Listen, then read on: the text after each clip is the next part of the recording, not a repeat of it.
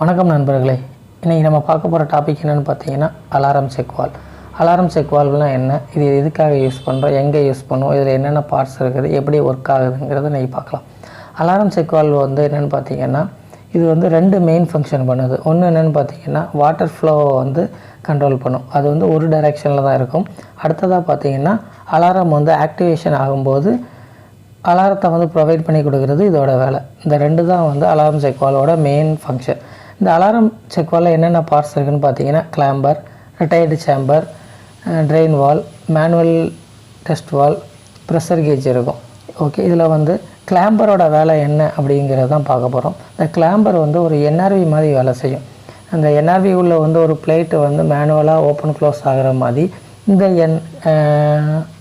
Alarm check வால்வ்லையும் இந்த clamber தான் வந்து வால் வந்து ஓப்பன் க்ளோஸ் ஆகும். பம்ப்லேருந்து வர்ற தண்ணி வாட்டர் ஃப்ளோ வந்து ஃபோர்ஸாக இருக்கும்போது கிளாம்பர் ஓப்பன் ஆகும். பம்ப் ஆஃப் ஆகணுன்னா ப்ரெஷர் டவுன் ஆகும்போது கிளாம்பர் க்ளோஸ் ஆகிரும். கிளாம்பர் க்ளோஸ் ஆகும்போது என்ன ஆகும்னு பார்த்தீங்கன்னா மேலே உள்ள ப்ரெஷர் அதிகமாக இருக்கும், கீழே வந்து ப்ரெஷர் கம்மியாக இருக்கும். இந்த டிஃப்ரென்ஸ் பார்த்திங்கன்னா பிட்வீன் 1 bar இருக்கும். எப்படின்னா சப்ளை சைடு, அடுத்தது பார்த்திங்கன்னா சிஸ்டம் சைடு, இந்த ரெண்டு சைடுக்குள்ள ப்ரெஷர் டிஃப்ரெண்ட்டே வந்து 1 bar வரைக்கும் இருக்கும். அடுத்தது பார்த்திங்கன்னா ரிட்டையர்டு சேம்பர். ரிட்டையர்டு சேம்பர் வந்து என்னென்னு பார்த்தீங்கன்னா ஒரு எம்டி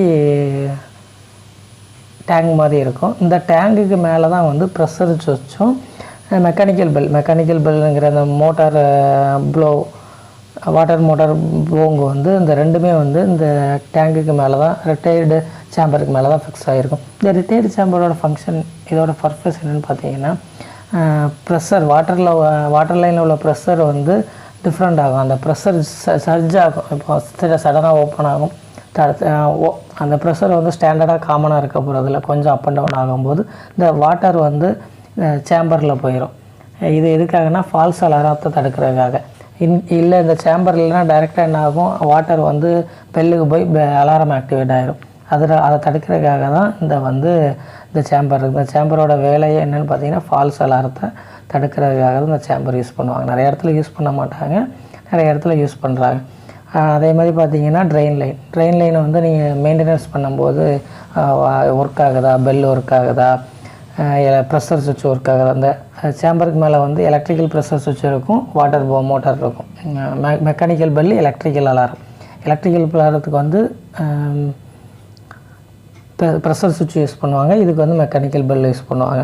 அந்த மெயின்டெனன்ஸ் பண்ணும்போது இதெல்லாம் ஒர்க் ஆகுதான்னு செக் பண்ணுறதுக்காக ட்ரெயின் வால்வை நம்ம ஓப்பன் பண்ணி வாட்டர் ஃப்ளோ ஆகும்போது தண்ணி வந்து அது வழியாக வராகும்போது நம்மளுக்கு வந்து ஒர்க்கிங் கண்டிஷனில் இருக்காதான் செக் பண்ணிக்கலாம். இன்கேஸ் ஃபயர் ஆகும்போது ஓப்பன் ஆகலைன்னா மேனுவல் டெஸ்ட் வால்வை ஓப்பன் பண்ணி நம்ம வந்து வாட்டர் ஃப்ளோவை இதை வந்து இது பண்ணிக்கலாம். அடுத்தது பார்த்திங்கன்னா ப்ரெஷர் கேஜ் சொன்னேன், ஆல்ரெடி ப்ரெஷர் கேஜ் சொன்னேன். சிஸ்டம் சைடில் ஒரு ப்ரெஷர் கேஜும் சப்ளை சைடு ஒரு ப்ரெஷர் கேஜ் இருக்கும். இந்த ரிகார்டு சேம்பரோட கெப்பாசிட்டி பார்த்திங்கன்னா ஆல்மோஸ்ட் 3.5 to 4 லிட்டர் இருக்கும்.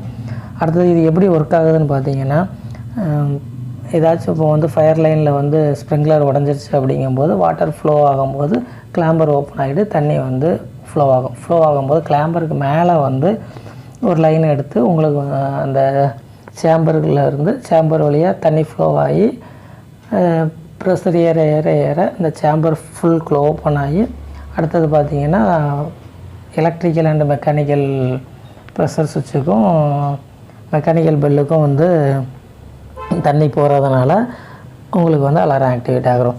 இதை வந்து மோஸ்ட்லி எங்கே யூஸ் பண்ணுறாங்கன்னு பார்த்தீங்கன்னா ஸ்ப்ரிங்க்லர் சிஸ்டத்தில் அதிகமாக யூஸ் பண்ணுவாங்க. பம்பிலேருந்து வாட்டர் வந்து அலாரம் செக் வால்வுக்கு போயிட்டு ஸ்ப்ரிங்க்லர் லைனுக்கு போகும். ஸ்ப்ரிங்க்லர் லைன்லேருந்து ஒவ்வொரு ஃப்ளோருக்கும் வந்து லைனை எடுத்து அதில் ஜோன் கண்ட்ரோல் வால்வ் வச்சு ஸ்ப்ரிங்க்லர் போகும். இன்கேஸ் ஸ்ப்ரிங்க்லர் உடையும் போது நம்ம ஃபயர் பெருசாக இல்லைங்கும்போது ஜோன் கண்ட்ரோல் வால்வு க்ளோஸ் பண்ணி சேஃப்டி பண்ணிக்கலாம்.